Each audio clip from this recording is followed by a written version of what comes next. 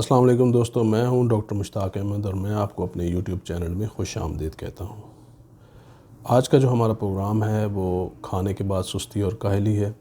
کھانے کے بعد سستی، کاہلی یا نیند کا آنا یا ڈروزینس فیل کرنا یہ ایک نیچرل فینامنا ہے، اور خاص طور پر دوپہر کے کھانے میں اکثر یہ ہمارے ساتھ یہ والی کیفیت ہو جاتی ہے۔ تو یہ ایک نیچرل فینامنا ہے۔ تھوڑی دیر کے لیے باڈی جو ہے وہ آرام چاہتی ہے، ریلیکس چاہتی ہے، تاکہ کھانا جو ہے وہ پرسکون طریقے سے ہضم ہو سکے اور ہمارے جسم کا حصہ بن سکے۔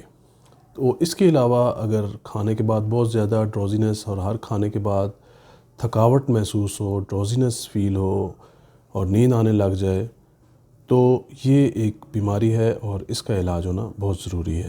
تو آج کے پروگرام میں ہم انشاءاللہ اس پہ بات کریں گے، اور وہ کون سی وجوہات ہیں جن کی بنا پر یہ والی کیفیت ہوتی ہے، اور اس کا کیا علاج ہے، وہ کون سے پرہیز ہیں، اور آخر میں ہم آپ کو 2 دوائیں بتائیں گے جن کو استعمال کر کے بھی آپ کافی فائدہ حاصل کر سکتے ہیں۔ تو سب سے پہلے ہم بات کریں گے کہ وجوہات کیا ہیں اس کی۔ تو سب سے پہلے نمبر پر جو سب سے بڑی وجہ ہے وہ کاربوہائیڈریٹس کا بہت زیادہ استعمال ہے۔ کاربوہائیڈریٹس جو ہوتے ہیں وہ فوری طور پر ہمارے بلڈ میں جا کے گلوکوز میں تبدیل ہو جاتے ہیں۔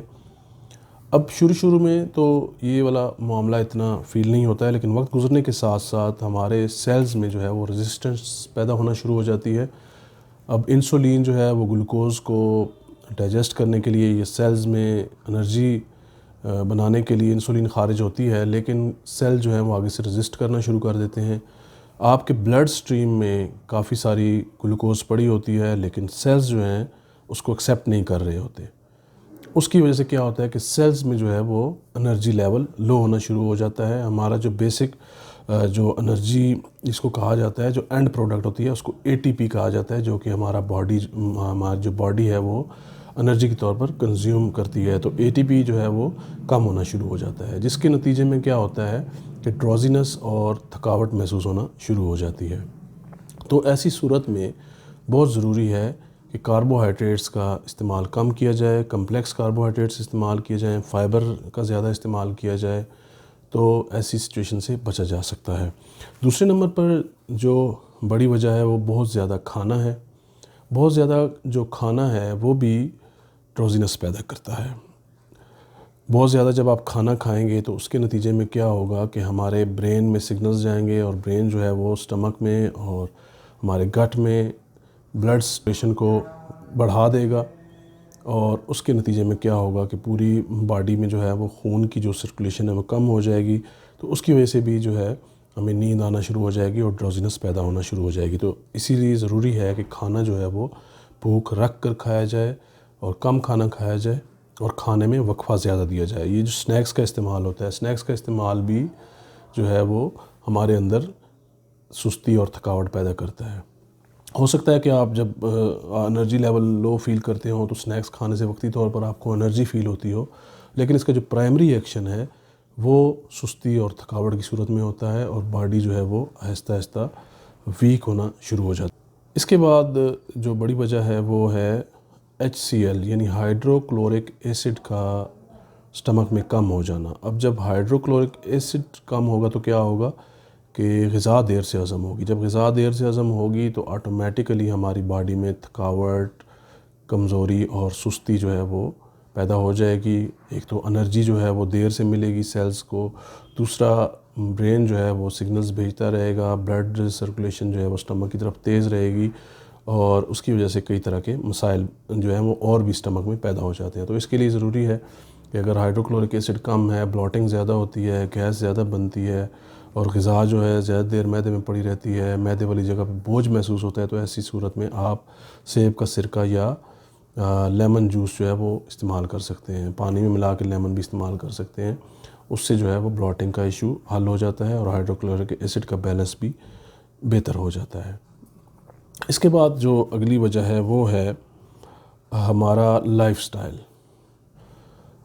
آج کل کے دور میں یہ ایک بہت بڑی وجہ ہے۔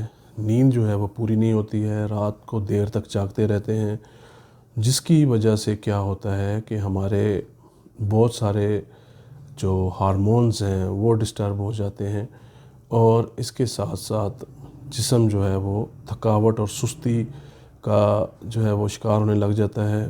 دن کو جو ہے وہ کام میں دل نہیں لگتا ہے, تھکاوٹ رہتی ہے, سستی رہتی ہے, کیونکہ جو نیند رات کی ہوتی ہے وہ ایک خاص اللہ تعالیٰ نے ایک نظام بنایا ہے کہ جب آپ رات کو سوتے ہیں نا تو اس دوران آپ کی باڈی بہت سارے فنکشن کرتی ہے.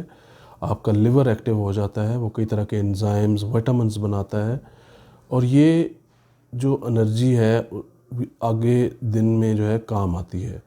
اکثر لوگ مجھ سے پوچھتے ہیں جی کہ ہم رات کو جاگتے ہیں لیکن دن کو نیند پوری کر لیتے ہیں. تو ایسی بات نہیں ہے. رات کا جو سونا ہوتا ہے اس کا متبادل دن کا سونا نہیں ہو سکتا ہے. تو کوشش کریں اپنی کم سے کم جو ہے 7 سے 8 گھنٹے کی نیند جو ہے وہ لازمی پوری کریں اور رات کے اوقات میں پوری کریں.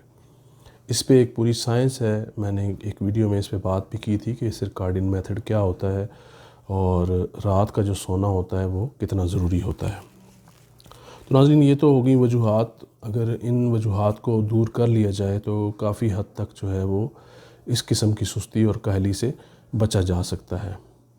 اب آخر میں بات کریں گے کہ وہ کون سی دوائیاں ہیں اگر کوئی اس مرض کا شکار ہے اور اس کو زیادہ یہ ایشو رہتا ہے تو وہ ساتھ میڈیکیشن بھی کرے. ہومیوپیتھک دوائیاں بتا رہا ہوں, دونوں دوائیاں لے لیں.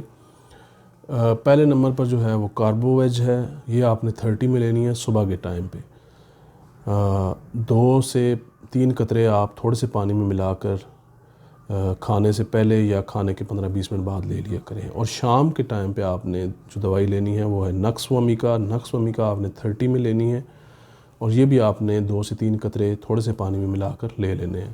یہ آپ انشاءاللہ کچھ عرصہ تک علاج جاری رکھیں. اس سے آپ کے کافی سارے گٹ کے جو مسائل ہیں وہ بہتر ہو جائیں گے, کیونکہ ایک بہت بڑی وجہ گٹ کے جو ہیں امراض ہوتے ہیں, اس طرح کی جو کنڈیشن ہو جاتی ہے. اور اس کے علاوہ اعصابی کمزوری ایک بہت بڑی وجہ ہوتی ہے اس طرح کے مسائل میں. تو یہ کئی آپ کے جو مسائل ہیں وہ ان دواؤں کے استعمال سے ٹھیک ہو جائیں گے. امید کرتا ہوں یہ ویڈیو آپ کو پسند آئی ہوگی. ویڈیو اچھی لگے تو اس کو لائک اور شیئر ضرور کیجیے گا. انشاءاللہ ملتے ہیں اگلی ویڈیو میں. اللہ حافظ.